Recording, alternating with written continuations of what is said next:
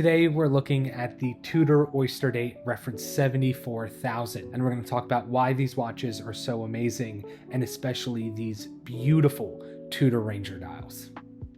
Alright, so the reference 74,000 is a 34mm Tudor Prince Oyster Date. It's 34 by 42 millimeters. Its height is 9.8 millimeters, and the lug width is 19. It also features an automatic ETA caliber 2824, which is a Swiss movement with a hacking and quick set feature. It's an amazing watch to both daily wear or, if you want, make your one watch collection. And here's why. You can find these earlier examples like the one that we have here with a silver dial with fluted bezels. You can find them in two-tone, all steel, Jubilee, or oyster bracelets. There's a lot of options out there, and same goes for the dial. This is very similar to what you find with vintage Datejust or oyster dates, which is really cool. And with that being said, what we have here is a pretty early example of the 74,000. It's an all steel with a silver dial and beautiful gilt gold hour markers and hands. Next to it is another amazing example. This is my favorite. This watch is so undervalued. It's a true Ranger dial 74,000N. Before we take a look at both examples and chat a bit about them, we want to discuss the two different references and why there is a 74,000 and a 74,000N.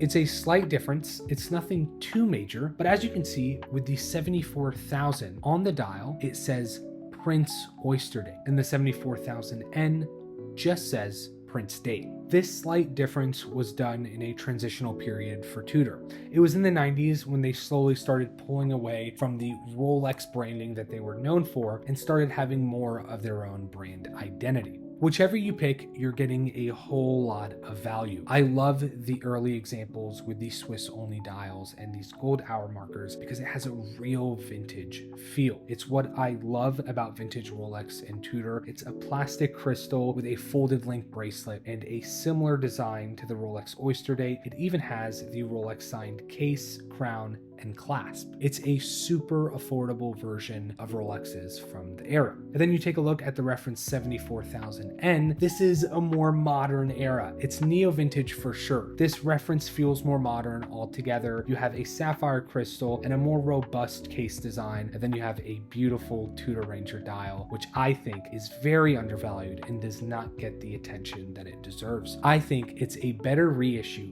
than anything that has ever been produced by Tudor, and especially compared to their modern Ranger line. This is the best version of the Tudor Ranger other than the original example. They also make the Tudor Ranger dial in blue and white, which is less often seen, but also beautiful examples. If you're a purist like me though, you have to go for the classic black Ranger dial. Again, you can still find these watches for under $2,000, but it is getting harder to find them in either amazing condition or with special dials like the Ranger dials for that price point. They're starting to creep up over $2,000, and even though anything under $3,000, I believe, makes these a value buy, I do agree that this price point that they're at now is perfect. So if you've been thinking about pulling the trigger on one of these or any reference 74,000, I would do it soon.